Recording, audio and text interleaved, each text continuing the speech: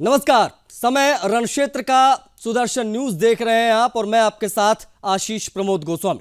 देखो, उत्तर प्रदेश सरकार वक्फ संपत्तियों पर या सीधे तौर पर कहें वक्फ बोर्ड पर सर्जिकल स्ट्राइक करने जा रही है। मुख्यमंत्री योगी आदित्यनाथ ने हाल ही में एक बयान दिया था कि वक्फ बोर्ड द्वारा अवैध तरीके से कब्जाई गई एक एक इंच जमीन सरकार वापस लेगी।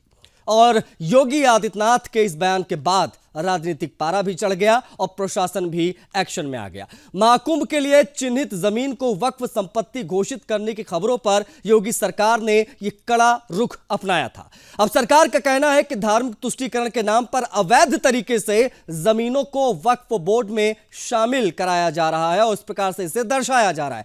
मुख्यमंत्री ने स्पष्ट किया कि ऐसे मामलों की जांच कर सभी संपत्तियां वापस ली जाएंगी। इस कार्रवाई पर समाजवादी पार्टी ने सरकार को घेरा और अल्पसंख्यकों के खिलाफ इसे साजिश बताया। समाजवादी पार्टी की प्रवक्ता ने कहा है कि बीजेपी सरकार धार्मिक ध्रुवीकरण की राजनीति कर रही है। समाजवादी पार्टी की सांसद इकरा हसन, उनका भी बयान आता है। वो भी ये कहती हैं कि ये जो कुछ भी हो रहा है वो तानाशाही है, इस प्रकार से चीजें नहीं चलेंगी। हिंदुस्तान में रहने वाली और तुष्टीकरण की राजनीति करने वाली सपा कब तक ऐसे भड़काने वाले बयान योगी आदित्यनाथ के इन कार्रवाइयों पर देगी, ये अपने आप में बड़ा सवाल है और इसी सवालों को आधार बनाकर चर्चा भी करेंगे। लेकिन पहले इस पूरे मामले पर यह रिपोर्ट देखिए।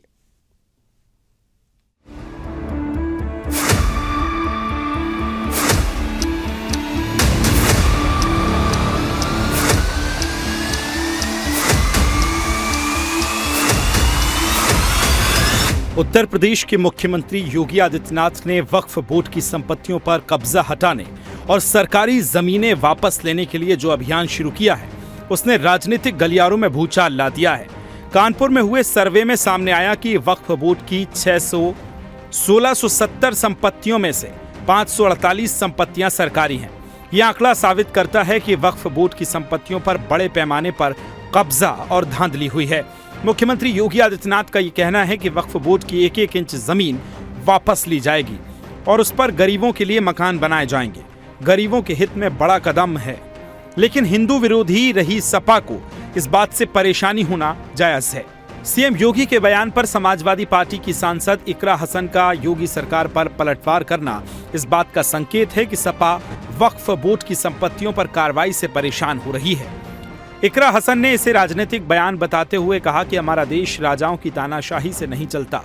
अब सवाल उठता है कि वक्फ बोर्ड की संपत्तियों को गरीबों के लिए इस्तेमाल करने की मंशा को सपा तानाशाही क्यों मान रही है? क्या सपा को यह डर है कि वक्फ संपत्तियों पर कब्जे और भ्रष्टाचार उजागर होने से उनके पुराने कार्यकालों की सच्चाई सामने आ जाएगी? वहीं मुख्यमंत्री योगी आदित्यनाथ की सख्त नीति से जनता को यह विश्वास हो रहा है कि सरकार गरीबों के हक के लिए दृढ़ता से खड़ी है।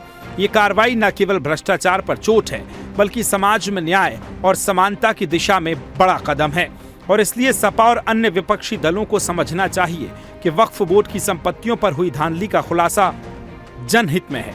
योगी सरकार की ये कार्रवाई किसी समुदाय के खिलाफ नहीं, बल्कि भ्रष्टाचार और कब्जाधारियों के खिलाफ है। भले ही तुष्टीकरण की राजनीति करने वाली सपा इस मुद्दे को भुनाने में जुटी हो, लेकिन वह ये भूल रही है कि मुख्यमंत्री योगी आदित्यनाथ अपराधियों और माफियाओं को किसी भी सूरत में छोड़ते नहीं हैं और ये कार्रवाई दिखाती है कि उत्तर प्रदेश में अब कानून का राज है और जो भी सरकारी संपत्तियों पर कब्जा करेगा उसे न केवल बेनकाब किया जाएगा, बल्कि उसकी जमीन वापस लेकर जनहित में इस्तेमाल की जाएगी। Bureau report, Sudarshan news.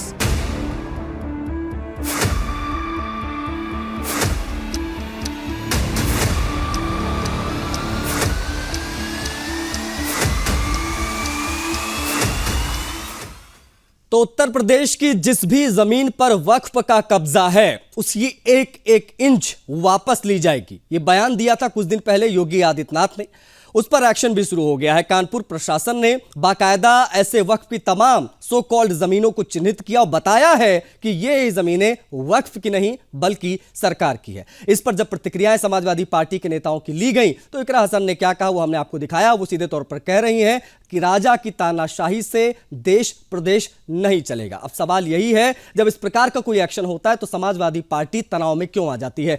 कौन कौन से मेहमान हमारे साथ जुड़े हुए हैं उनको स्क्रीन पर दिखाएंगे, उसके बाद में परिचय कराते बताते हुए हम इस चर्चा को आगे बढ़ाएंगे। अविरल मलिक दिखाई दे रहे हैं, भारतीय जनता पार्टी के प्रवक्ता हैं। अविरल, बहुत स्वागत है आपका।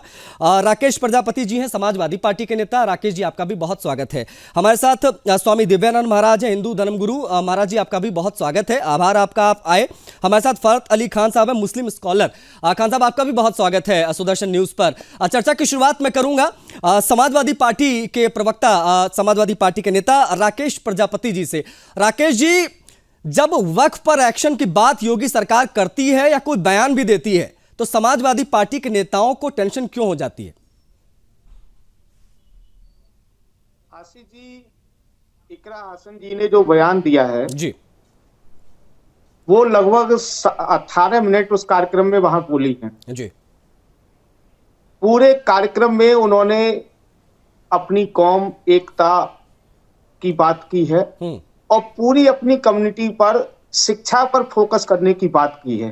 लेकिन अफसोस की बात यह है कि भारत की मीडिया उनकी शिक्षा पर बात को नहीं चलाती।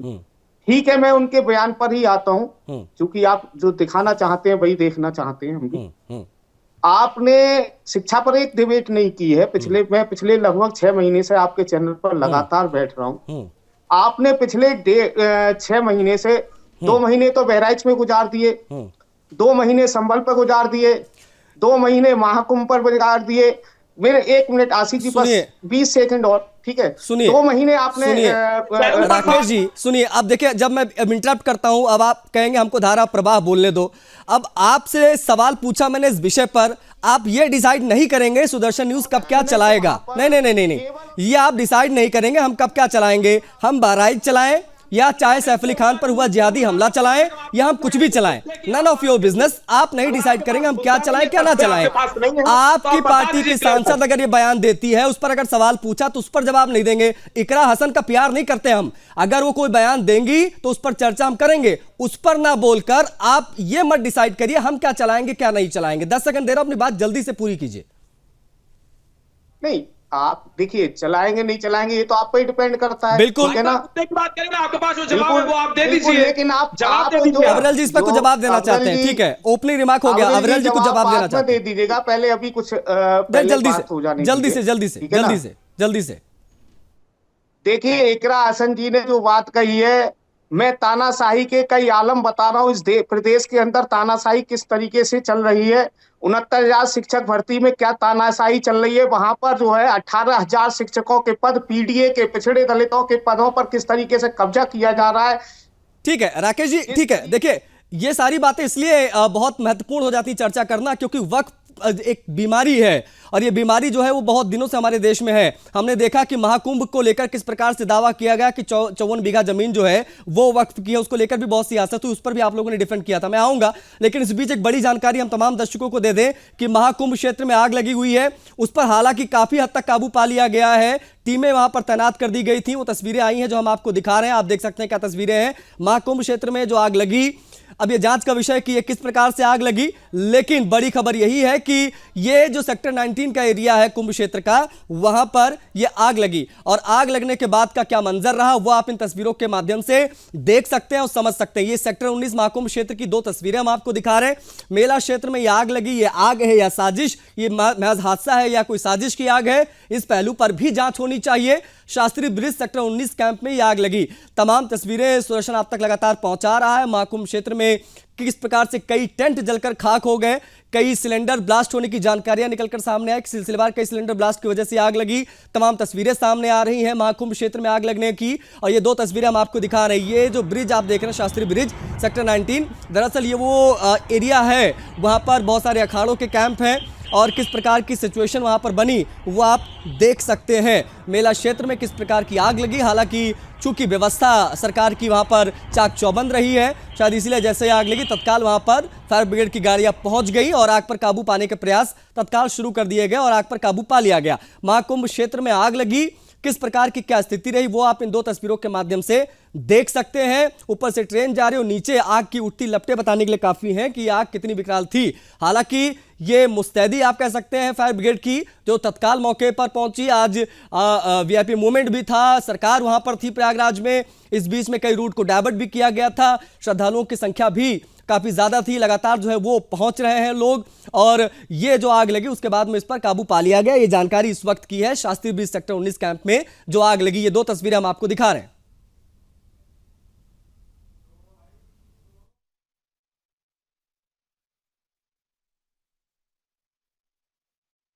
सहयोगी कनेक्ट है, उनसे बातचीत करेंगे। हरिराम, मौजूदा स्थिति क्या है, एक बार जरा फटाफट बता दीजिए तमाम दर्शकों को। आग से जुड़ी क्या अपडेट इस वक्त की, क्या सब कुछ सामान्य, पुनः स्थिति बहाल हो? से कुछ आग का वो व्याप हुआ और उसके बाद चूंकि कैंप में ऐसे ज्वलनशील कुछ मटेरियल होते हैं और गीता प्रेस हमारी सबकी बड़ी मानिंद एक साहित्यिक संस्था है, ऐसी संस्था में कागज पत्तर और इस तरह की चीजें भी स्वाभाविक रूप से होती। तो प्रतिक्रियाएं भी आ रही हैं। आपने देखा किस प्रकार से तमाम नेता जो है वो बयान दे रहे हैं, और बड़ी चीज ये है कि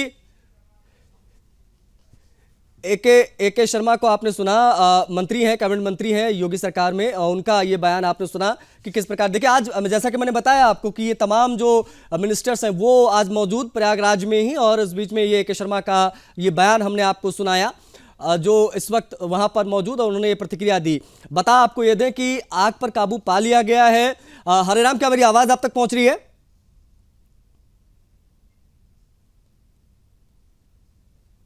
हमारे सहयोगी हरिराम तक आवाज नहीं पहुंच पा रही, उनसे जुड़ने की हम कोशिश करेंगे।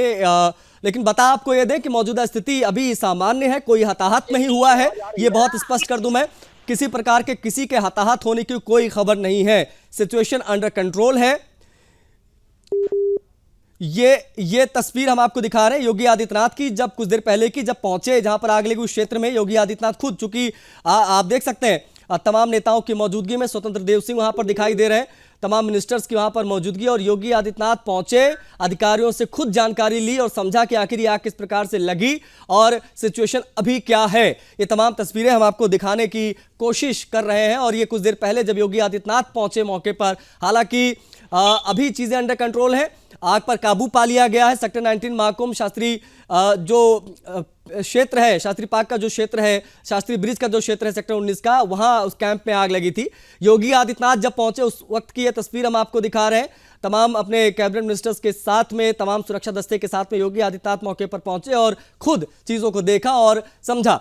देखिए लगातार जो व्यवस्थाएं हैं वो यहाँ पर आला दर्जे की गई थी, और उन व्यवस्थाओं के कारण ही जो फायर ब्रिगेड की गाड़ियां हैं वो मौके पर तत्काल पहुंचती हैं और तत्काल एक्शन वहां पर शुरू होता है।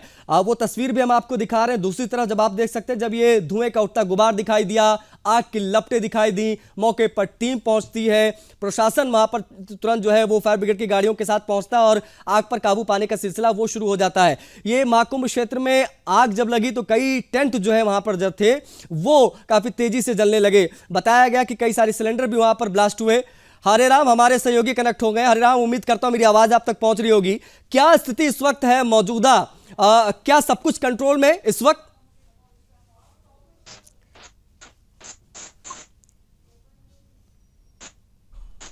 हरिराम, मेरी आवाज मिल रही है आपको?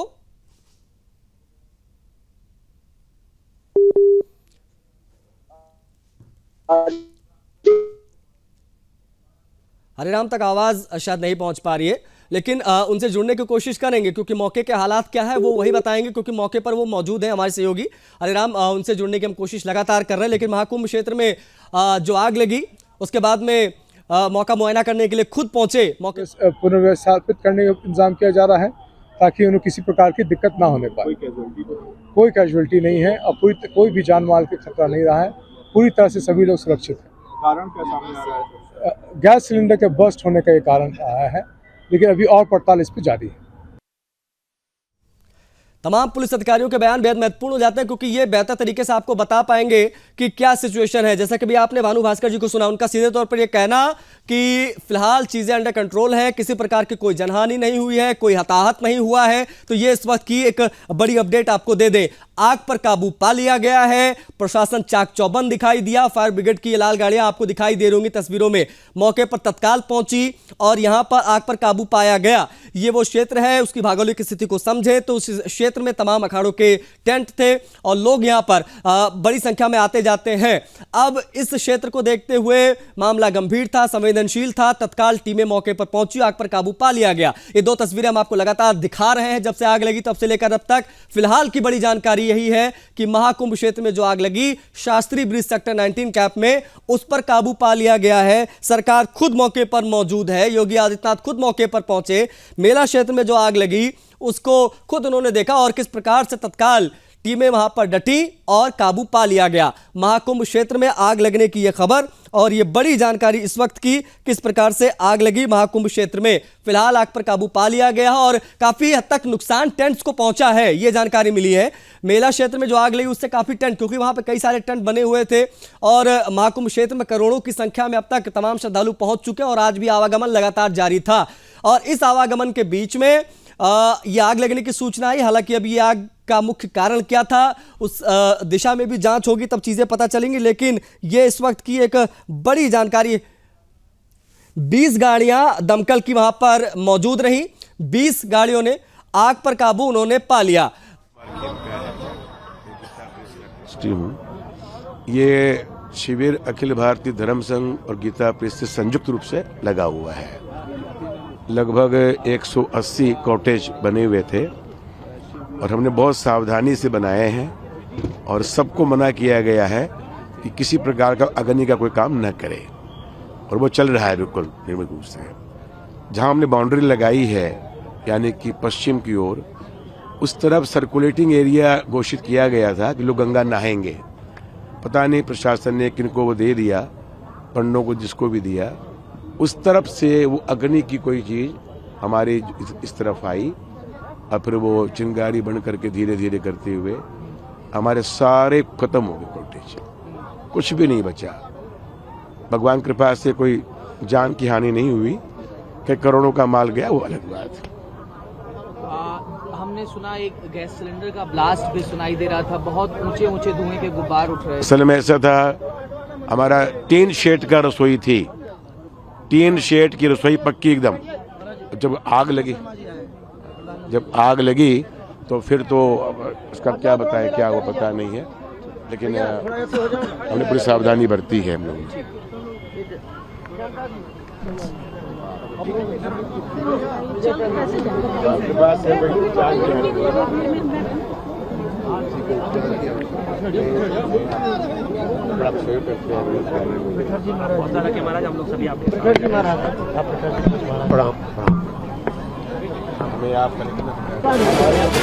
बड़ी खबर इस वक्त की आपको बता दें, पीएम मोदी ने सीएम योगी से फोन पर बात की है। जो आग लगी उसके मद्देनजर और क्या स्थिति है वो जानने की कोशिश की है। सीएम योगी से बात करके जानकारियां ली है प्रधानमंत्री मोदी ने। ये इस वक्त की एक बड़ी जानकारी आपको हम बता दें। आग पर काबू पा लिया गया महाकुंभ क्षेत्र में जो लगी, लेकिन अभी की जो जानकारी वो ये कि प्रधानमंत्री मोदी ने खुद मुख्यमंत्री योगी आदित्यनाथ को फोन किया है और जानकारियां ली हैं कि किस प्रकार से आग लगी, अभी क्या सिचुएशन है। ये इस वक्त की एक बड़ी जानकारी हम आपसे साझा कर रहे हैं। आग पर सीएम योगी से जानकारी ली है खुद प्रधानमंत्री नरेंद्र मोदी ने। महाकुंभ क्षेत्र में सिलेंडर ब्लास्ट से आग लगी थी। हरिराम हमारे सहयोगी एक बार फिर से जुड़ गए हैं, उनसे एक बार फिर से प्रयास बातचीत करने का। हरिराम, मौजूदा स्थिति क्या है, क्या अपडेट इस वक्त आपके पास? क्या आग पर पूर्ण रूप से काबू पा लिया गया है? अगर ऐसा है तो क्या आकलन इस वक्त का, कितना नुकसान?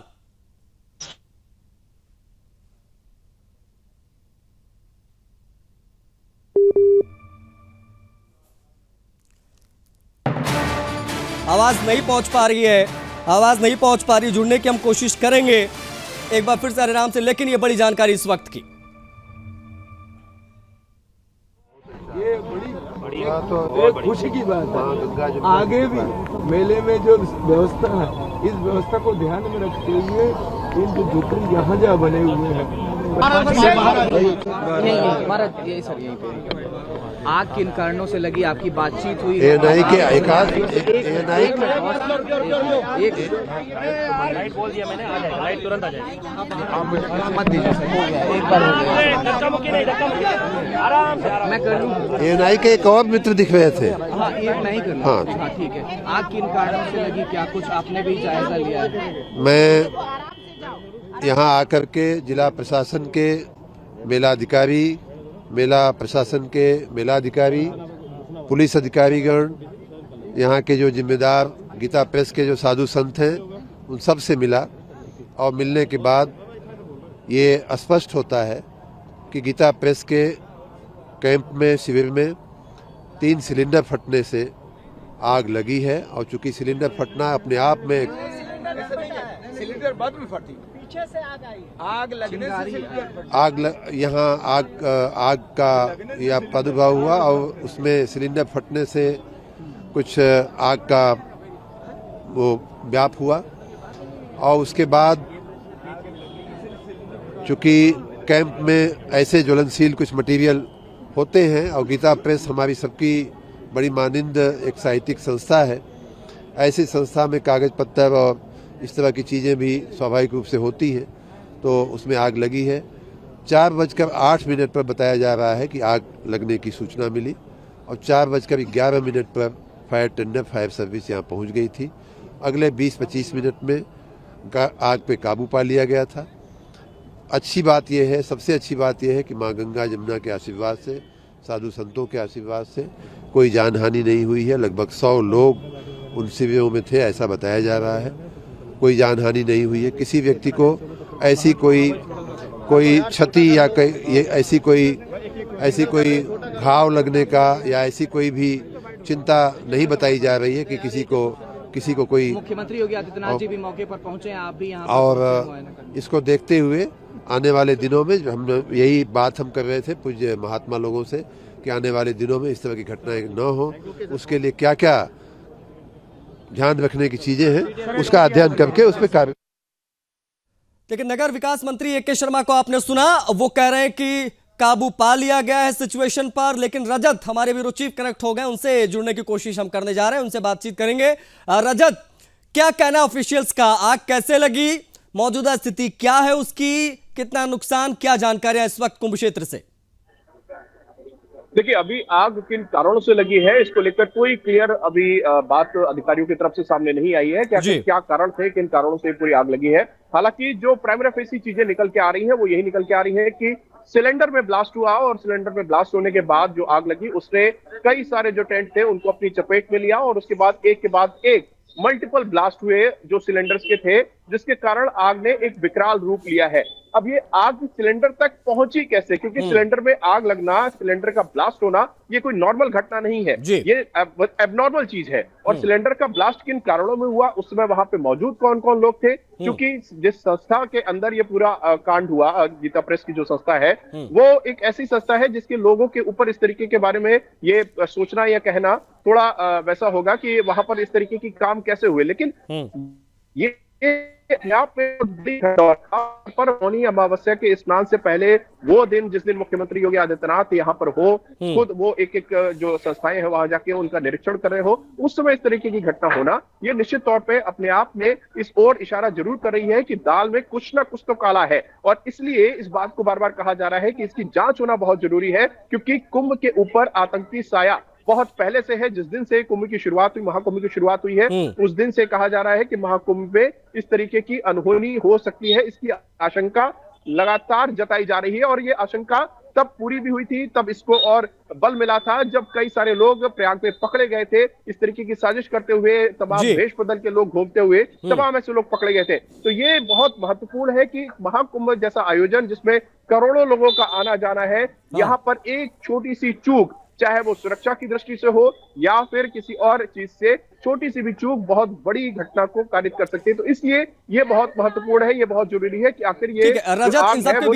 सबके बीच में रजत ये भी बता दीजिए कि कितने क्षेत्र को इस आग ने अपनी चपेट में लिया होगा जब ये आग लगी, क्योंकि अलग अलग रिपोर्ट्स आ रही, कोई कह रहा है 25-30 टेंट जले हैं, कोई कह रहा है ज्यादा नुकसान यहाँ पर हुआ है। नुकसान का आकलन किस प्रकार से किया जाए? देखिए, फिलहाल अभी जो फायर डिपार्टमेंट के लोग हैं उनके मुताबिक 22 टेंट में आग लगी है और उन 22 टेंट के कारण ही ये पूरा आग इतना बड़ा रूप लेती हुई लोगों को दिखाई दे रही थी। क्योंकि जिन टेंट्स के अंदर आग लगी थी उन टेंट्स के अंदर पुआल भी था, कपड़ा भी था, कागज भी था, तमाम सारी चीजें थी, जिसके कारण काफी जो धुएं का गुबार था वो काफी ऊंचा गया और उसी के चलते लगातार, और हवा चूंकि तेज थी इसलिए एक के बाद एक जो कई टेंट्स थे उनमें आग लगी। तो फिलहाल जो कंफर्मेशन अधिकारियों की तरफ से है वो 22 टेंट्स की है कि 22 टेंट में ये आग थी, और उसके बाद कुछ ऐसे टेंट हैं जिनमें हल्का फुल्का आग लगी है, उनको अभी काउंट नहीं किया। तो फिलहाल 22 टेंट की बात अधिकारियों की तरफ से भी की गई है। आग को पूरी तरीके से काबू पाया गया है। आग पे जो पूरा क्षेत्र है उसको अभी भी बंद करके रखा गया है। वहां पर अभी जो लोगों का आना जाना है, क्योंकि आप रविवार का दिन है और इसलिए रविवार के दिन काफी लोगों की भीड़ कुंभ के अंदर है, और इसलिए वहां का और जो खासतौर पर जो क्षेत्र है, जो झूसी पुल के आसपास का क्षेत्र है, वहां पे बड़े अखाड़े हैं, बड़े जो पंडाल है वो है, तो इसलिए वहां पर लोगों का आना जाना और ज्यादा होता है। तो इसलिए फिलहाल अभी वहां पर लोगों को आना जाना, लोगों का आवागमन वहां पर रोका गया है, बंद किया गया है पूरे क्षेत्र को, क्योंकि उस समय की जो बिजली सप्लाई थी, बिजली सप्लाई भी काटी गई थी। तो अब धीरे धीरे चीजों को सुचारू किया जा रहा है कि ताकि वहां पर जो लोग अन्य सेक्टर्स में जो लोग रह रहे हैं वहां पर लोगों को दिक्कत ना हो, उन लोगों को किसी प्रकार की असुविधा ना हो। जब ये आग लगी 4 साढ़े 4 बजे के आसपास, उस वक्त क्या मंजर वहां पर रहा होगा, इसके बारे में भी मैं आपसे समझूंगा रजत, और किस प्रकार से मामले की संवेदनशीलता को देखते हुए तत्काल टीमें पहुंची और 20 गाड़ियां लगी, किस प्रकार से आग पर काबू पाया गया, इसके बारे में पूरी जानकारी स्टेप बाय स्टेप आपको देंगे। लेकिन ये सब कुछ एक छोटे से ब्रेक के बाद। तो महाकुंभ मेला क्षेत्र में आग लगने की खबर आई, फिलहाल आग पर काबू पा लिया गया है, कोई हताहत नहीं। खुद मुख्यमंत्री योगी आदित्यनाथ मौके पर पहुंचे, जायजा लिया। प्रधानमंत्री मोदी ने भी योगी आदित्यनाथ मुख्यमंत्री को फोन किया और क्या अपडेट्स है वो जानी। लेकिन इस पर तमाम अपडेट के साथ में, ताजा हालातों के साथ में हमारी ब्यूरो चीफ रजत कनेक्ट, उनसे हम बातचीत कर रहे हैं। साथ ही साथ में दिव्यानंद महाराज भी हमारे साथ जुड़े, उनसे भी हम बातचीत करेंगे कि आग जो लगी है उसको किस प्रकार से देखा जाए। लेकिन रजत, योगी आदित्यनाथ कब मौके पर पहुंचे, सरकार की मौजूदगी उस वक्त कहां थी जब आग लगी, क्योंकि आज मूवमेंट दिखाई दिया वीआईपी का, वीवीआईपी मूवमेंट था, इस बीच में आग लगी, अचानक से दमकल की टीम का पहुंचना, कितनी मशक्कत करनी पड़ी टीमों को आग पर काबू पाने के लिए? देखिए, दो महत्वपूर्ण चीजें हैं इसमें। आग के कारण देखिए इतनी बड़ी आग लगी, 22 टेंट्स में आग लगी, उसके अंदर लोग थे, सामान था, लेकिन उसके बाद भी कोई जनहानि नहीं हुई। इसका सबसे बड़ा कारण यह है कि जो मैनेजमेंट कुंभ में किया गया है, और खास तौर पर ऐसी जो आपातकालीन परिस्थितियां बन सकती हैं, उनको लेकर जो मैनेजमेंट किया गया है वो कितना अच्छा काम कर रहा है ये आज दिखाई दिया। फायर एक्सटिंग्विशर जो वहां पर लोकल चौहर कैंप्स के पास में लगाए गए हैं, उनका कितना बड़ा रोल हो सकता है ये आज साफ तौर पर दिखाई दिया, क्योंकि आग लगने के महज 3 मिनट के अंदर ही आग को बुझाने की जो प्रक्रिया है वो वहां पर शुरू हो गई। महज 3 मिनट के अंदर ही आग को बुझाने का काम शुरू हुआ। इसीलिए आग ने इतना बड़ा रूप नहीं लिया, क्योंकि जितना भी प्रोडक्ट वहां पर था, चाहे वो पुआल हो, चाहे वो टेंट का कपड़ा हो, चाहे वो किताब हो, चाहे वो और अन्य चीजें हो, वो सब ज्वलनशील चीजें थी जिसमें आग बहुत तेजी से लगती है। और इसीलिए चूंकि हवा भी तेज थी और धड़ाधड़ आग फैली, लेकिन उसके बावजूद कोई जनहानि नहीं हुई। मुख्यमंत्री योगी आदित्यनाथ खुद आज कुंभ में थे, लगातार अलग अलग सेक्टर्स में जाकर वो चेकिंग भी कर रहे थे, मौनी अमावस्या के स्नान की समीक्षा बैठक भी कर रहे थे, और उसी समय आग लगने के बाद वो सीधे उस स्थान पर पहुंचे जहां पर आग लगी थी, और उनकी मौजूदगी में ही पूरा जो रेस्क्यू ऑपरेशन था, पूरा जो आग बुझाने का जो उपक्रम था, वो पूरा उनकी मौजूदगी में ही लगातार वहां पर अधिकारियों ने किया भी, और वो मिनट टू मिनट एक एक चीज का वहां पर फिजिकली प्रेजेंट होकर वहां पर अपडेट लेते हुए वहां पर दिखाई दे रहे थे। तो ये सारी चीजें ये बताती हैं कि कितनी संजीदगी के साथ इस पूरे घटना को लिया गया। और बिल्कुल रजत, और ये जो तस्वीरें हम पैलर दिखा रहे साथ साथ में, वो 300-400 फीट ऊंची धुएं की जो है आप कह सकते गुबार दिखाई दे रहा है, आग की लपटें दिखाई दे रही हैं, वहां पर स्थितियां जो है वो आउट ऑफ कंट्रोल हो सकती थी। लेकिन आग लगने की सूचना मिलते ही अगर 4 से 5 मिनट के अंदर दमकल ना पहुंचती तो चीजें बिगड़ सकती थी। शायद इसीलिए समय रहते चीजों को अंडर कंट्रोल भी किया गया। अब बने रहेगा हमारे साथ, लेकिन हमारे साथ दिव्यानंद महाराज जुड़े हुए हैं। दिव्यानंद महाराज, आप किस प्रकार से देखेंगे, महाकुंभ क्षेत्र में सब कुछ शांति से चल रहा था, अचानक से आग लगने की सूचना आई, क्या इसे महज एक हादसा माना जाए कि साजिश के एंगल से भी जांच जरूरी है इसकी? जी रजत जी, सबसे पहले तो भगवान को बहुत बहुत उनकी कृपा, कृतज्ञता महसूस करता हूँ कि उनकी कृपा है, किसी प्रकार की जान हानि नहीं हुई। मैं को भी एक दिन विलंब हो, मैं हमेशा रहता हूँ, कल ही मैं जाने वाला हूँ। जिस प्रकार की ज्वलनशील जो टेंट है वही स्वयं ज्वलनशील है। अंदर में जो स्थिति, जो भी कपड़े रहते हैं, काफी मात्रा में कपड़े रहते हैं, और वहां तो अग्नि से संबंधित चीजें भी हैं, गैस सिलेंडर्स वगैरह भी हैं। इसके बावजूद भी अगर जानमाल की रक्षा हुई है तो भगवान की कृपा है, और शासन प्रशासन बहुत ही साधुवाद के पात्र हैं। इनकी कुशलता 3 मिनट में इतने भीड़ में जहां 2 व्हीलर चलना भी मुश्किल होता है कि एक सेक्टर से दूसरे सेक्टर पे जाना ये बड़ी मुश्किल की बात होती है, वहां 20-30 दमकलें पहुंच गए 3 मिनट के अंदर में। ये तो बार बार जितने भी शब्द कोई मिल कम रहे हैं, इनको कैसे धन्यवाद दिया जाए। रह गई बात, ये एकदम षड्यंत्र होने की आशंका तो मान के ही चलना चाहिए। ये बिल्कुल जांच का विषय है और इसमें जांच में ही स्पष्ट होगा, क्योंकि पहले से जो बादल मंडरा रहे थे भय के, किसी प्रकार की आशंकाओं की, इससे तो बिल्कुल नकारा नहीं। इसलिए स्वामी देवानंद महाराज, इसलिए आपसे सवाल ये हमने पूछा क्योंकि लगातार जो है वो कुंभ क्षेत्र पर जिहादियों की नजर थी। कनाडा से लेकर हर जगह से धमकियां मिल रही थी। अभी हाल फिलहाल में हमने देखा कि एक जिहादी जो है आयुष का नाम बताकर घुस गया किसी पंडाल में, उसको जो है तमाम संतों ने पकड़ा। इसीलिए ये सवाल बहुत लाजमी यहाँ पर हो जाता है।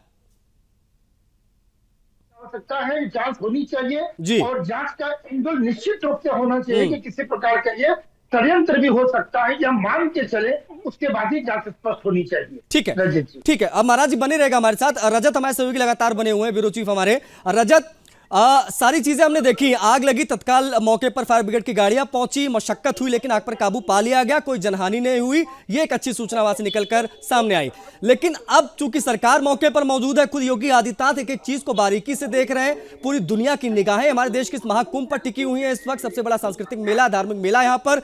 इस बीच में सरकार किस प्रकार से इस आग को देख रही है? क्या इस हादसा इसे मानकर मैच भूला जाएगा, या वाकई में साजिश के एंगल पर सरकार जांच के लिए कमेटी वगैरह का गठन करेगी और उस एंगल पर भी जांच होगी? सरकार मूड में है जांच कराने के?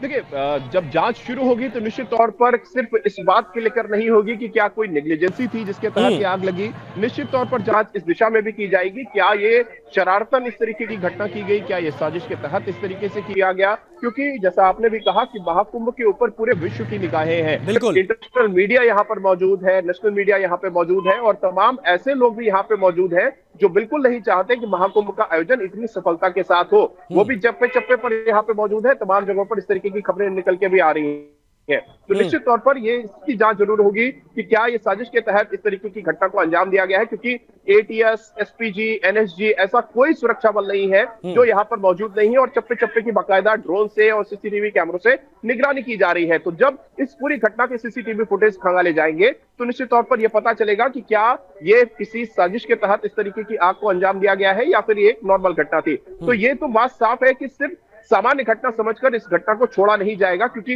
कुंभ में इतनी बड़ी घटना का होना, 22 टेंट्स में आग लगना, ये कोई सामान्य बात नहीं है। तो निश्चित तौर पर एक बड़ी जांच इसके ऊपर जरूर की जाएगी, और पुलिस और प्रशासन दोनों जिस तरीके से इस पूरी घटना के बाद मुस्तैदी के साथ वहां पर मौके पर भी मौजूद रहे, और जो बातें भी लगातार की जा रही थी, उससे साफ जाहिर होता है कि पुलिस इसकी एक डिटेल्ड इन्वेस्टिगेशन करने जा रही है, ताकि दोबारा इस तरीके की कोई घटना कुंभ के क्षेत्र के दौरान ना हो। क्योंकि अभी मौनी अमावस्या का स्नान बचा है, बसंत पंचमी का स्नान बचा है, तमाम बड़े जो स्नान है, अमृत स्नान, वो भी बचे हुए हैं। और अभी जो मकर संक्रांति का जो पर्व बीता, माना जा रहा है कि मकर इन सबके बीच में रजत, प्रशासन की जितनी तारीफ की जाए उतनी कम। ये तस्वीरें स्क्रीन पर हम दिखा रहे हैं कि एक तरफ जो है टेंट जल रहे हैं और कैंप जल रहे हैं। कैंप जलने के साथ साथ में आगे जो एनडीआरएफ के लोग हैं वो बाकी टेंट से सामान निकाल रहे हैं और लोगों का रेस्क्यू करने में वहां पर लगे हुए हैं। प्रशासन ने जिस प्रकार से यहां पर तेजी दिखाई वो अपने आप में बेहद महत्वपूर्ण यहां पर हो जाता है। इसीलिए कहा जा रहा था कि व्यवस्था जो है वो आला दर्जे की यहां पर की गई है,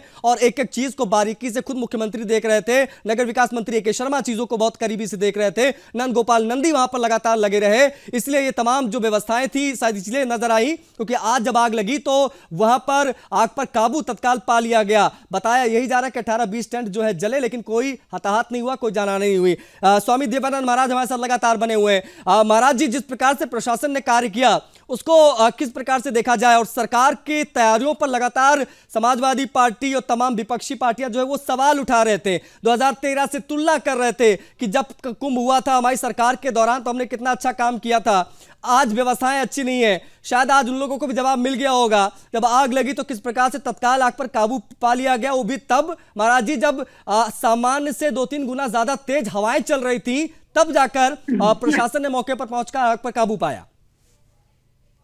जी देखिए, जिस प्रकार से ये लोग कीचड़ उछालने की आदत है, जबरदस्ती का कोई माने नहीं, हर जगह राजनीति करना और जिसे बोलते हैं थेथरिंग शब्द बोलते हैं, जबरदस्ती का, जिसका कोई मानने सुनने वाला कोई औचित्य नहीं है, बिना सिर पांव का आज उनके मुंह पे तमाचा है। भगवान के इसकी आवश्यकता नहीं थी, किंतु अगर आ गई तो अपने आप को जो अपनी जो पीठ थपथपा रहे थे उसका उत्तर आज मिल गया।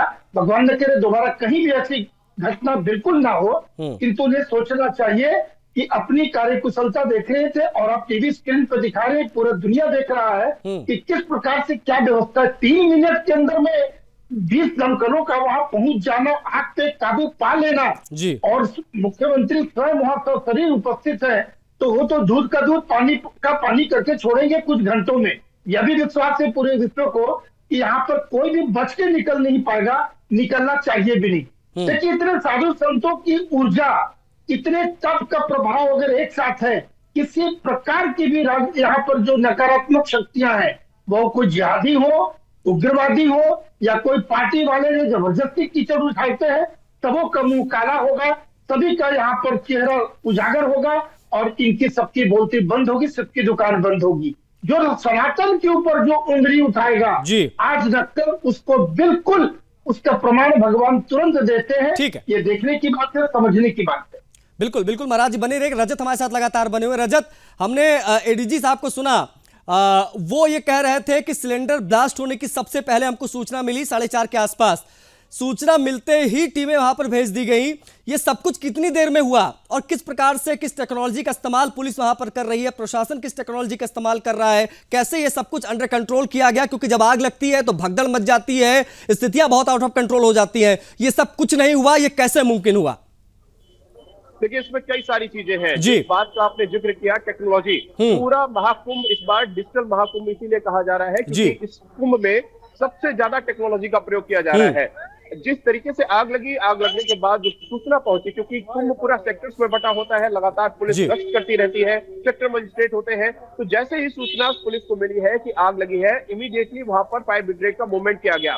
इसमें सबसे बड़ी भूमिका जो है, जो हर सेक्टर्स के, हर कैंप्स के पास में, हर 2-1 कैंप के पास में एक फायर बॉल्ट निकाला गया है। अगर आग लगे तो ताकि पाइप वहां से डायरेक्ट लगा के उस आग को वहां पर बुझाया जा सके। तो सबसे बड़ी जो भूमिका है उन पॉइंट्स की रही, और उन्हीं पॉइंट से सबसे पहले पाइप लगाकर आग को बुझाने के प्रयास शुरू किया गया, और उसके बाद वहां पर गाड़ियां मूव हुई और गाड़ियां पहुंची। उसके बाद दूसरा सबसे बड़ा रोल वहां पर एनडीआरएफ का रहा, जिस एनडीआरएफ के जवानों ने अपनी जान पर खेलकर उस आग के अंदर जाकर लोगों को बाहर निकाला, सामान बाहर निकाला, और सबसे महत्वपूर्ण चीज जो सिलेंडर और वहां पे बचे हुए थे, उन सिलेंडर्स को वहां पर बाहर निकाला ताकि और ज्यादा ब्लास्ट वहां पर ना हो।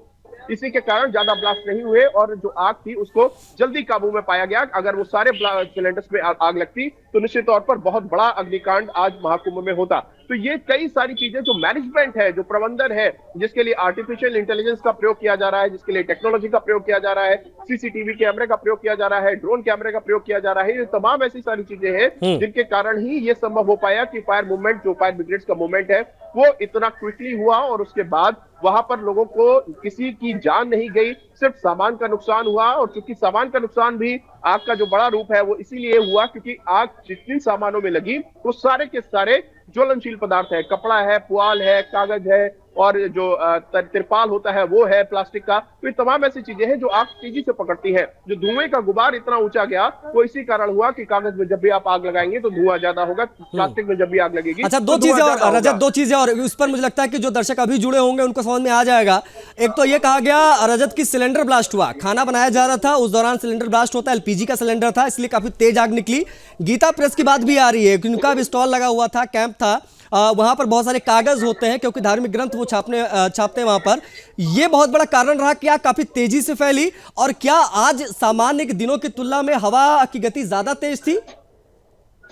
बिल्कुल, ये दो सबसे प्रमुख कारण हैं जिसके कारण आग तेजी से फैली है। एक तो गीता प्रेस का पास में होना, गीता प्रेस तक आग का पहुंचना, ये एक सबसे बड़ा कारण है। और दिन में आज काफी तेज हवाएं थी जिसके कारण आग का जो रुख था वो और विकराल हुआ और तेजी से आग बढ़ी है। दो बड़े कारण रहे हैं, और इन्हीं दोनों बड़े कारणों के कारण इतना समय भी लगा, क्योंकि जितनी तादाद में वहां पर फायर ब्रिगेड की गाड़ियां पहुंची उतना समय उन लोगों को नहीं लगता आग बुझाने में। लेकिन चूंकि हवा तेज चल रही थी और आग लगातार एक तंबू से दूसरे तंबू तक बढ़ रही थी, इसलिए उन्होंने पूरे स्ट्रेटजी के तहत सबसे पहले तो आसपास के जो तंबू थे उनको खाली कराया, वहां से सामान को बाहर निकाला, सिलेंडर्स को बाहर निकाला, और उसके बाद जिस क्षेत्र में आग लग रही थी उसके आसपास के क्षेत्र को कवर करते हुए आग को बुझाने की कोशिशें शुरू की गई। तो ये जो पूरा मैनेजमेंट था, इसके लिए स्पेशलिस्ट होते हैं एनडीआरएफ के लोग, फायर ब्रिगेड के लोग, इसके लिए स्पेशलिस्ट होते हैं कि किस तरीके से आग को काबू में पाना है। लेकिन सारा खेल जो है वो टाइम मैनेजमेंट का है। इस तरीके की घटनाओं में सबसे महत्वपूर्ण चीज होती है कि आपका रिस्पांस टाइम कितना है, और वो रिस्पांस टाइम आज महाकुंभ में पता चला कि अगर इस तरीके की कोई घटना हो तो बातें हवाई नहीं है। रिस्पांस टाइम ऐसी सर्विसेज का बहुत क्विक है और महज कुछ मिनट्स में फायर ब्रिगेड की गाड़ियों का मूव हो जाना, वहां पर पहुंच जाना। और जैसा अभी स्वामी जी बता भी रहे थे कि कुंभ का जो क्षेत्र होता है, आप मेरे भी आगे पीछे इस समय देख रहे होंगे, हजारों लोग आ जा रहे हैं। ये ऐसा क्षेत्र है जो हमेशा चलायमान है, यहाँ पे लोग रुकते नहीं, हमेशा चलते रहते हैं। और ऐसे में गाड़ियों का वहां पे पहुंचना, जो बाइक के थ्रू जो इस बार फायर ब्रिगेड की गाड़ियों को बनाया गया है कि बाइक्स के थ्रू ही छोटे छोटे क्षेत्रों में गाड़ियां पहुंच पाए, उन सब ने बहुत बड़ा रोल प्ले किया। और इसी के चलते जो आग है वो इतना नुकसान नहीं कर पाई। सामान का नुकसान सिर्फ हुआ, किसी की जान नहीं गई। ये सारा का सारा जो श्रेय है वो कुंभ के मैनेजमेंट को आज जरूर जाएगा कि कुंभ का जो मैनेजमेंट है उसने इस तरीके से काम किया कि आग के कारण किसी का नुकसान नहीं हुआ। मुख्यमंत्री चूंकि यहाँ पर खुद थे, इसलिए अधिकारियों के ऊपर भी ये दबाव जरूर था कि आग को जल्दी से जल्दी काबू में पाया जाए। और मुख्यमंत्री चूंकि यहाँ पर है तो उनके सामने भी ये सारी चीजें जाए कि कम से कम जो रिस्पांस टाइम है वो बहुत शानदार है। तो ये सारा का सारा जो खेल था ये रिस्पांस टाइम का था, जिसके तहत आज इतने जो आग लगी उसको इतनी जल्दी काबू में पाया गया। और उसके चलते ही ना कोई जान की हानि हुई, सिर्फ सामान का नुकसान जरूर हुआ। और इस बात की ताकीद भी जरूर हुई है कि अब आगे से किस तरीके की घटनाएं ना हो, इसको लेकर और क्या स्ट्रेटेजी में बदलाव लाने चाहिए, किस तरीके के जो इंस्ट्रक्शंस है। क्योंकि शुरुआती दौर में जब तैयारियां हो रही थी रजत, तब आपने देखा होगा कि एक एक चीज की गाइडलाइंस जारी की गई थी। जो होटल्स हैं उनके लिए कहा गया था, जिन्होंने अपने अपने वहां पर कैंप लगाए थे लोगों को स्टे देने के लिए, उनसे भी कहा गया था कि आप हीटर का इस्तेमाल नहीं कर सकते। क्या ये गाइडलाइन जो जारी की गई थी उसमें क्या ये भी था कि एलपीजी का इस्तेमाल नहीं होगा, एलपीजी सिलेंडर का? क्योंकि संभावनाएं थी, शायद सरकार ये जानती थी, प्रशासन ये जानता था कि 45 करोड़ से आसपास की संख्या जो है वो अनुमानित है कि लोग पहुंचेंगे, और सरकार की तैयारी 100 करोड़ के आसपास की थी। सरकार ये जानती थी, प्रशासन ये जानता था कि सिचुएशन बिगड़ सकती है, शायद इसीलिए इस प्रकार की गाइडलाइन जारी की गई थी। क्या ये जो गाइडलाइंस थी उसका उल्लंघन निकलकर सामने आ सकता, कोई लापरवाही की बात सामने आ सकती? एक चीज ये, इस पर भी बोलिए। दूसरी चीज ये कि जहां पर आग लगी, वो तस्वीरें हम लगातार दिखाते रहे कि आग जहां पर लगी उसके ऊपर से ट्रेनें जा रही थी। क्या ट्रेनों को भी रोका गया कुछ देर के लिए जब ये सब कुछ हुआ वहां पर? क्या उससे जो ट्रेनों का संचालन वो भी बाधित किया गया कुछ देर के लिए कि चीजें अंडर कंट्रोल कर ली जाए? नहीं, देखिए दो चीजें हैं इसमें। ट्रेनों का मूवमेंट नहीं रोका गया, ट्रेनों का मूवमेंट बदस्तूर जारी रहा। जिस समय में आग लगी उस समय जो भी ट्रेनें पास हुई, कुछ वीडियोस तो लोगों ने ट्रेन के अंदर से ही बना के सोशल मीडिया पे अपलोड किए हैं। दूसरा, जहां तक सेफ्टी की बात है, ये सेफ्टी का फॉल्ट जरूर हो सकता है। एलपीजी सिलेंडर्स के प्रयोग के ऊपर कैंप में कोई रोक नहीं है। एलपीजी का सिलेंडर कैंप के लोग प्रयोग कर सकते हैं, खाना बनाने के लिए उसी सिलेंडर का प्रयोग किया जा रहा है। ये सेफ्टी फॉल्ट जरूर हो सकता है। अगर ये सिलेंडर ब्लास्ट होने के कारण ही आग लगी है तो ये जरूर हो सकता है कि सुरक्षा के जो पूरे मानक है उनका पालन सही से नहीं किया गया, पाइप सही से नहीं लगाया गया, तमाम ऐसी संभावनाएं हो सकती है। तो इस सेफ्टी फॉल्ट जरूर हो सकता है। सिलेंडर के प्रयोग पर जो रोक कोई नहीं है, हीटर के प्रयोग के ऊपर पूरी तरीके से रोक है। कैंप्स में आप हीटर का प्रयोग नहीं कर सकते क्योंकि आग लगने की संभावना वहां से भी होती है, तो इसलिए हीटर का प्रयोग शॉर्ट सर्किट लाइन में ना हो, केबल्स में ना हो। ये तमाम चीजों को देखते हुए हीटर के प्रयोग के ऊपर प्रतिबंध जरूर लगाया गया है। सिलेंडर के प्रयोग के ऊपर प्रतिबंध नहीं है, लेकिन ये आग लगी चूंकि सिलेंडर के कारण है, तो अब ये संभावना जरूर बनती है कि जो सेफ्टी के लोग हैं, फायर सेफ्टी के लोग हैं, वो अलग अलग कैंप्स में जाके इस बात को चेक जरूर कर सकते हैं कि वहां पर किस तरीके से सिलेंडर का प्रयोग किया जा रहा है। क्या ऐसी जगह पर सिलेंडर तो नहीं रखा कि जहां पर आग लगने की संभावना ज्यादा हो? ये संभावना अब जरूर बनती है कि जो फायर सेफ्टी से जुड़े हुए लोग हैं वो अलग अलग सेक्टर्स में, अलग अलग कैंप्स में जाकर वहां पर इस स्थान को देखें जहां पर खाना खासतौर पर बनता है, जहां पर भंडारे खासतौर पर चल रहे हैं, कि वहां पर किस तरीके से सिलेंडर का रखरखाव किया जा रहा है, वहां पर कोई निग्लिजेंसी तो नहीं बरती जा रही। तो ये संभावना अब जरूर बनती है। अच्छा, क्या किसी के छुटपुट घायल होने की सूचनाएं भी मिली हैं क्या? क्योंकि जैसे ही आग लगी तत्काल जो हॉस्पिटल्स हैं उनको पहले ही निर्देश दे दिया गया था कि आप लोग अलर्ट हो जाइए। क्या जो नुकसान हुआ है उसमें किसी के कोई हताहत होने की छुटपुट कोई खबर आई, या सभी को समय रहते निकाल लिया गया था सेफली? एनडीआरएफ वहां पर एक्टिव हो गई थी? बिल्कुल, देखिए 0 कैजुअलिटी है और 0% हताहत की खबर है कि ना तो कोई हताहत हुआ है ना ही कोई कैजुअलिटी हुई है। तो ये पूरी तरीके से एक सेफ पूरा वो इंसिडेंट रहा कि घटना तो जरूर हुई लेकिन सेफली इसके ऊपर काबू पाया गया, टाइमली इसके ऊपर काबू पाया गया। तो इसलिए ना तो कोई जनहानि हुई, ना ही कोई व्यक्ति जला है, ना ही किसी तरीके का नुकसान हुआ है। तो ये तो एक से अच्छा जो साइड रहा इस पूरे घटनाक्रम का वो ये रहा। हॉस्पिटल्स, चूंकि कुंभ क्षेत्र के अंदर भी हॉस्पिटल बने हुए हैं, तो उन हॉस्पिटल्स को भी अलर्ट किया गया था। इसके साथ साथ प्रयाग के अलग अलग जो हॉस्पिटल्स हैं उनको भी अलर्ट किया गया था कि अगर कोई घटना बढ़ती है तो निश्चित तौर पर उन लोगों का अलर्ट रखा गया। एम्बुलेंस को भी बुलाया गया था, तमाम एम्बुलेंसेस भी वहां पहुंची थी। तो पूरा एक जो ड्राइव होता है इस तरीके की घटनाक्रम में, पूरी ड्राइव को फॉलो किया गया था। खासतौर पर कुंभ के अंदर जो हॉस्पिटल्स बने हैं उनको विशेष तौर पर अलर्ट किया गया था कि वहां पर ही सबसे पहले अगर कोई इस तरीके की कैजुअलिटी होगी तो सबसे पहले वहीं पर लोगों को ले जाया जाएगा। और इस बार कुंभ के अंदर जो हॉस्पिटल्स बने हैं वो काफी हाईटेक हॉस्पिटल्स बनाए गए हैं, पर वहां पे सर्जरी तक हो सकती है, इस तरीके की सुविधाएं उन हॉस्पिटल्स के अंदर दी गई है। तो ये जरूर था कि उन हॉस्पिटल्स को अलर्ट किया गया था। बिल्कुल बिल्कुल रजत, 7 लेयर की सुरक्षा, इतनी चाक चौबंद तमाम इंतजाम, शायद इसीलिए समय रहते आग पर काबू पा लिया गया। लेकिन जब आग लगी हुई थी तो लगातार जो है ब्लास्ट की आवाजें भी सुनाई दे रही थी। क्या वो लगातार सिलसिलेवार सिलेंडर फटे या माजरा कुछ और था, वो भी हम समझेंगे लेकिन एक ब्रेक के बाद।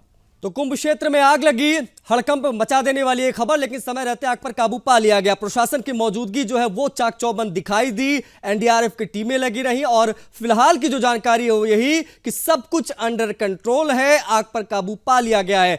0 कैजुअलिटी की बात सामने आई है, कोई हताहत नहीं हुआ है। और जितनी तारीफ एनडीआरएफ की जाए, जितनी तारीफ प्रशासन की जाए, फायर ब्रिगेड की जाए, उतनी कम है। हमारे सहयोगी मौके पर मौजूद है। 4:30 बजे आग लगने की सूचना मिली, एडीजी की ये जानकारी निकलकर सामने है। एडीजी ये कहते नजर आए, डीएम की प्रतिक्रिया आई कि सब कुछ सामान्य है, आग पर काबू पा लिया गया है, किसी प्रकार की कोई कैजुअलिटी नहीं है। 7 लेयर की सुरक्षा आज यहां पर खरी उतरी। तमाम मानकों पर जब ये कहा गया था, सवाल उठाए गए थे, प्रशासन पर सवाल उठाए गए थे, जब ये कहा गया था कि व्यवस्था उतने आला दर्जे की नहीं है, लेकिन आज जब आग लगी तो सब कुछ देखते देखते काबू पा लिया गया था। रजत हमारे साथ लगातार बने हुए, प्रयागराज से बने हुए, आप देख सकते हैं तस्वीरों में इस वक्त रजत की मौजूदगी है, हमारे ब्यूरो चीफ की, उनसे हम बातचीत लगातार कर रहे हैं। रजत, लगातार हम बातचीत कर रहे हैं, किस प्रकार से काबू पाया गया, किस प्रकार के वहां पर सिचुएशन नहीं बिगड़ी, लेकिन सबके बीच में आप प्रतिक्रिया दें, आप बोले। स्वामी दिव्यानंद महाराज कुछ कहना चाह रहे हैं, हैंड रेज कर रहे हैं। स्वामी दिव्यानंद महाराज क्या कहेंगे? लेकिन 2 बातें दिमाग में आ रही है जी। बहुत छोटी सी बात सुनने में आया कि प्रत्येक सेक्टर के बीच में फायर हाइड्रेंट लगाए गए। जी, फायर हाइड्रेंट आज के पहले तो कभी नहीं लगा था। अगर कोई अपनी पीठ कहता है कि पहले की व्यवस्था और आज की अगर तुलना करता है तो ये जो किया गया, देखिए मैनेजमेंट में एक शब्द होते हैं PDCA, plan do check act, इसको कितना व्यवहारिक रूप से किया गया ये आज प्रमाणित हो गया इस घटना से। दूसरी बात, ये घटना को बहुत हल्के से न लें हम लोग जी, ये तो एक षड्यंत्र का एक दूसरा एंगल है। यदि साइंटिफिकली देखें कि आग लगने के लिए 3 चीजें होती हैं, लोग सुने होंगे कि फायर ट्रायंगल करते हैं, ज्वलनशील पदार्थ होना चाहिए, ऑक्सीजन होने चाहिए और वहां इग्निशन पॉइंट होने चाहिए। वो तीनों के तीनों पॉइंट जबरदस्त तरीके से है। ज्वलनशील भी वहां पर काफी ज्यादा मात्रा में है, इग्निशन के लिए आग सिलेंडर से भी आए, और तीसरी बात जिस गति से और जितनी मात्रा में ऑक्सीजन मिलती थी जलने के लिए, ये तीनों चीजों की मौजूदगी ये बहुत ज्यादा खतरनाक था। उसके बावजूद भी 3 मिनट में अगर किसी ने उस पर कंट्रोल किया तो ये हैट्स ऑफ, दूसरा कोई शब्द बिल्कुल बिल्कुल ये हैट्स ऑफ है। और प्रशासन ने बड़ी तेजी दिखाई और जिस प्रकार से टेक्नोलॉजीज का इस्तेमाल किया गया, जैसा कि रजत हमारे सहयोगी मौके पर मौजूद, उन्होंने इन चीजों को बड़ी करीब से आज देखा, तो वो बता भी रहे हैं कि किस प्रकार से देखते देखते कुछ मिनटों में सभी सिचुएशन को अंडर कंट्रोल में लेकर आया गया और कोई हताहत नहीं हुआ, 0 कैजुअलिटी। इतनी बड़ी आग लगी, इतनी ऊंची आग की लपटें उठी, 300 फीट तक तो धुआं दिखाई दिया, फिर भी सब कुछ सामान्य है। तो ये अपने आप में बड़ी सफलता प्रशासन की हम कह सकते हैं। चंद्रांशु जी महाराज भी हमारे साथ जुड़ गए हैं। महाराज जी, आप किस प्रकार से देखते हैं, जब आपको सूचना मिली कि कुंभ क्षेत्र में आग लगी है तो पहली प्रतिक्रिया आपकी क्या थी, मन में सबसे पहले क्या आया, और जिस प्रकार से प्रशासन ने काबू किया इस आग पर, क्या कहेंगे? सच में बड़ी एक व्यथा जैसे भी थी, जितना भयंकर आग, इतनी बड़ी लपटें, और जिस तरह वहां भयावह एक समुद्र जैसे, महासागर जैसे अग्नि की लपटें पूरी जैसे लहरें ले रही हो, देख पा रहा था। निश्चित तौर पर समझ रहा था कि कोई न कोई बड़ी घटना होगी, बड़ी दुर्घटना होगी।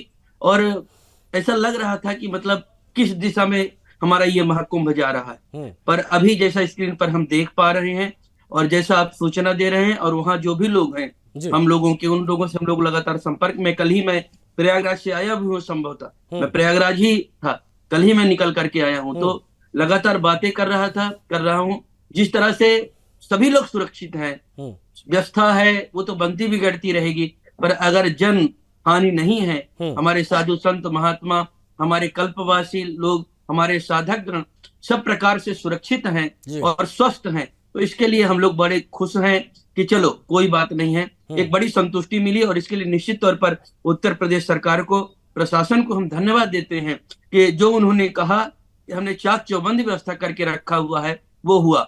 इतना जरूर कहते हैं, प्रशासन से मांग करते हैं आप सबके माध्यम से भी जी कि इसकी जांच जरूर होनी चाहिए, क्योंकि कुछ विधर्मी लोग, तरह तरह के अन्य लोग भी लगातार कहीं ना कहीं हमारे कुंभ को बाधित करने के लिए लगातार प्रयास कर रहे हैं, लगातार कोशिश कर रहे थे। तो ये भी देखना जरूरी है कि आग अगर ये ब्लास्ट हुआ, लगी तो किन कारणों से लगी, उसका वास्तविक कारण पता चलना चाहिए। बिल्कुल, और इसकी मांग हम भी लगातार कर रहे हैं कि सिर्फ हादसा नहीं, साजिश के पहलू पर भी जांच बहुत जरूरी है। दिव्यानंद जी, चंद्राशु जी, महाराज, आप लोग जुड़े, समय दिया आपने, आप सभी का बहुत आभार। लेकिन रजत, आप बने रहिएगा, क्योंकि जो अपडेट्स हैं वो दर्शकों तक पहुंचानी जरूरी, जो हमें आपके माध्यम से प्राप्त होंगी। इस बुलेटिन में फिलहाल इतना ही, लेकिन इस बड़ी खबर पर, कुंभ क्षेत्र में जो आग लगी, इस घटना पर निगाहें, नजरें हमारी बनी हुई हैं।